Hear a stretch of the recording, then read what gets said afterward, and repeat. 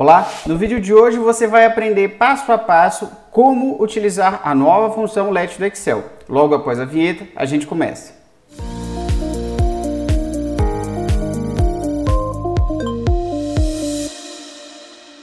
Seguinte, para que serve essa função LET? Com ela a gente pode declarar variáveis, atribuir valores a essas variáveis e executar um cálculo que a gente especifica, tudo dentro de uma mesma fórmula do Excel. Por exemplo, vamos supor que eu queira trazer a seguinte lógica para dentro dessa célula, ou seja, eu quero declarar duas variáveis, atribuir esses valores aqui para as variáveis M e G e executar a conta M vezes G, ou seja, o objetivo é calcular o peso desse objeto de massa 75 kg. Olha como é simples de fazer isso chamando a função LET. Primeiro argumento vai ser o nome da primeira variável, vamos chamar de M, e essa variável M vai receber um valor de 75, que é especificado no segundo argumento, ponto e vírgula. Próximo argumento seria o nome da próxima variável que entra no cálculo, G, e G vai receber 9,8. Nós sabemos que é metro por segundo ao quadrado, mas as unidades elas não vão ser especificadas aqui dentro, tá? Não tenho mais nada a declarar, e aí eu posso especificar a conta a ser executada, que seria M vezes G, ponho para calcular o resultado, deu 735 newtons, sem complicação. Um ponto interessante de observar é que os nomes das variáveis que vão lá dentro dos argumentos da função LET, eles não precisam de aspas para serem especificados, por mais que eles sejam nomes, tá bom? E aí essa função LET ela pode receber um máximo de 126 variáveis declaradas, o último argumento dela vai ser sempre a conta que vai ter que ser executada com essas variáveis que foram declaradas, tá bom? Vamos fixar aqui a partir desse segundo exemplo. O objetivo é calcular a energia potencial gravitacional dessa maçã, que está a uma altura de 3 metros do chão, e a massa dela é 0,1 kg, a aceleração da gravidade é 9,8 metros por segundo ao quadrado. Vamos trazer isso aqui para dentro de uma fórmula. Vou chamar a função LET, primeiro argumento seria o nome da variável M, tá? E ela vai receber aí um valor de 0,1. E aí o próximo argumento seria o nome da segunda variável do problema, G, que vai receber 9,8, ponto e vírgula, variável nome H, com um valor de 3. E aí, por último, a gente vai especificar o cálculo a ser executado, que é M vezes G vezes H. Fecho aqui, ponho para calcular 2,9 joules, é o valor da energia potencial gravitacional em relação a essa superfície, tá bom? Entendido essa lógica básica da função LET, nós podemos partir para duas aplicações que vão ilustrar a real utilidade dessa função, que é melhorar a legibilidade de uma fórmula e melhorar a sua performance de cálculo. Vamos lá? Nesse primeiro exemplo, o objetivo é criar uma fórmula do Excel que classifique o regime de escoamento da água que passa por essa tubulação entre laminar, transição ou turbulento, tá? Vamos entender melhor o problema antes de partir para as fórmulas. Então eu tenho água passando por essa tubulação e eu conheço o diâmetro interno dessa tubulação, que é de 15 centímetros ou 0,015 metros. As propriedades da água que estão escoando aqui são a massa específica, que tem esse valor, e a sua viscosidade, que tem esse valor aqui de 0,001 Pascal vezes segundo, tá?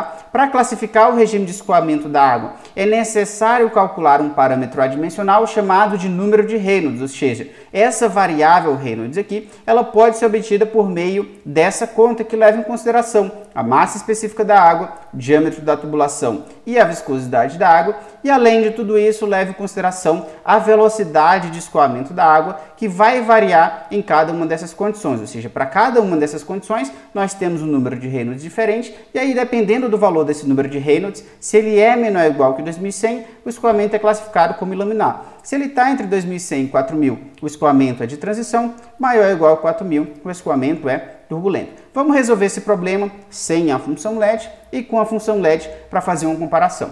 Então eu vou começar aqui sem a função LET e em todo caso aqui a gente vai precisar chamar a função SI, afinal nós temos esses testes lógicos aqui para executar. O parâmetro-chave do teste lógico, como vocês podem ver, é o número de Reynolds, que vai ser calculado a partir de ρ vezes a velocidade vezes o diâmetro dividido pela viscosidade.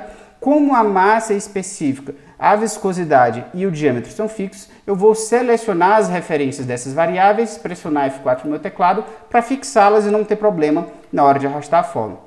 Então esse número de Reynolds aqui, a primeira coisa que eu vou verificar é se ele é menor ou igual que 2100. Então se isso aqui for menor ou igual que 2100, eu especifico aqui que a fórmula vai me retornar a palavra laminar, tá?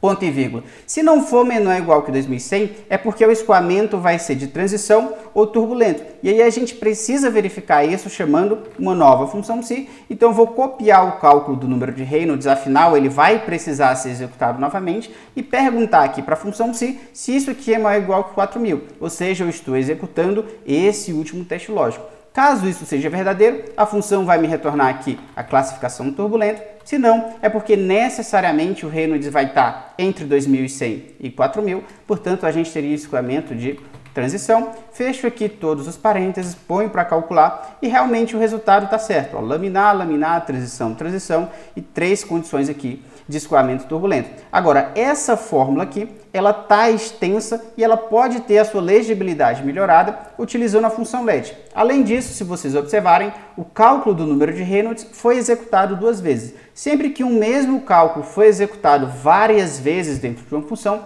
a gente tem um indicativo de que talvez seja interessante chamar a função LED. Então eu vou reescrever toda essa fórmula aqui, chamando primeiro a função LED. E aí, para melhorar a visualização, eu vou expandir um pouquinho aqui a barra de fórmulas, tá? E aí eu vou dar um Alt Enter para começar a digitar os argumentos da função LED numa nova linha. Então, o primeiro argumento é o parâmetro-chave número de Reynolds, ponto e vírgula, o valor do número de Reynolds vem desse cálculo, vem dessa fórmula, portanto, essa fórmula vai ser especificada aqui também, tá? Ponto e vírgula, vamos para o próximo argumento da função LED. Não tenho mais variáveis a serem declaradas e aí a gente vai especificar agora os testes lógicos com a função psi. Então, a primeira coisa que eu vou verificar é se o Reynolds é menor ou igual que 2100. Reynolds é menor ou igual que 2100. Caso isso seja verdadeiro, é porque o escoamento é do tipo laminar. Se não, a gente precisa verificar se ele é turbulento ou transição, com a outra função psi. E aí eu chamo a função psi e pergunto se o Reynolds é maior ou igual que 4000. Se isso for verdadeiro, é porque a gente tem um escoamento do tipo turbulento. Se não, é porque a gente tem um escoamento do tipo transição.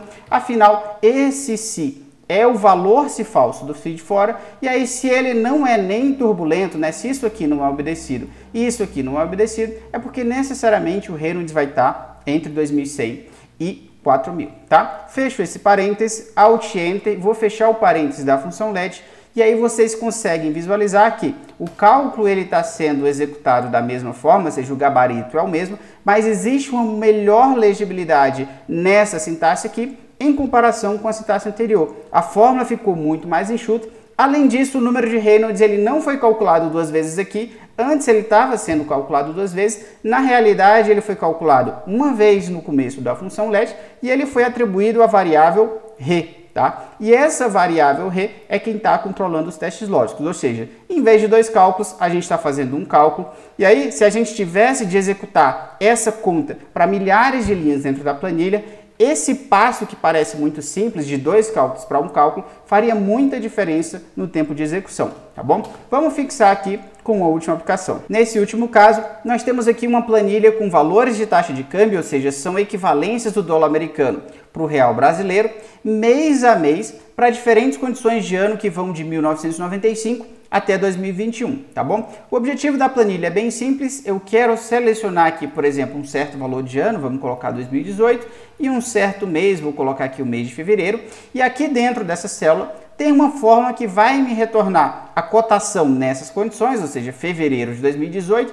um dólar americano equivale a R$ 3,20 e esse dado está sendo transferido para cá de forma automatizada. Isso é feito utilizando as funções índice e corresp de forma combinada. Então, essa aqui é a fórmula que está resolvendo o problema. E aí, por mais que você já tenha familiaridade com as funções índice e corresp, nunca é tão intuitivo assim você olhar para essa sintaxe e entender tudo de imediato. E o objetivo dessa última aplicação é tentar utilizar a função LED para melhorar a legibilidade dessa fórmula, ou seja, vai ficar muito mais fácil de entender o que essa fórmula está fazendo se em vez de eu trabalhar com esses intervalos aqui na nomenclatura padrão, eu trabalhar com intervalos nomeados dentro da função LED. Então, como é que vai ficar aqui a lógica? Eu vou apagar essa sintaxe, expandir um pouco aqui a barra de fórmula, tá bom?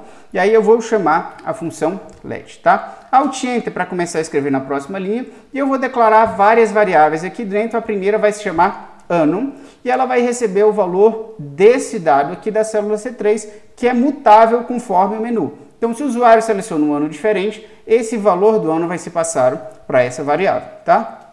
ponto e vírgula, próxima variável vai se chamar mês e ela vai receber o dado da célula C4, ponto e vírgula, a próxima variável vai ser o intervalo dos anos, eu vou chamar da seguinte forma, tá? E aí o intervalo dos anos seria dado por esse intervalo aqui da planilha, ponto e vírgula, nós temos também aqui que declarar um intervalo dos meses, né? Intervalo dos meses, que vão ser esses dados aqui.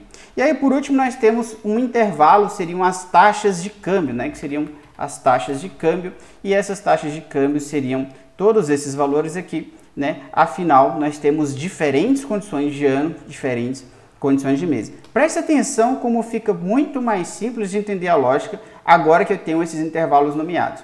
Eu vou chamar aqui a função índice e o primeiro argumento dela vai ser o intervalo taxas de câmbio, afinal ela vai me retornar uma certa cotação do dólar para o real, que depende, obviamente, do ano e do mês que estão selecionados aqui. Tá? O número da linha, ou seja, o segundo argumento seria o número do ano dentro desse intervalo. Como isso é dinâmico, ou seja, no caso do ano de 2018, o número da linha seria 4.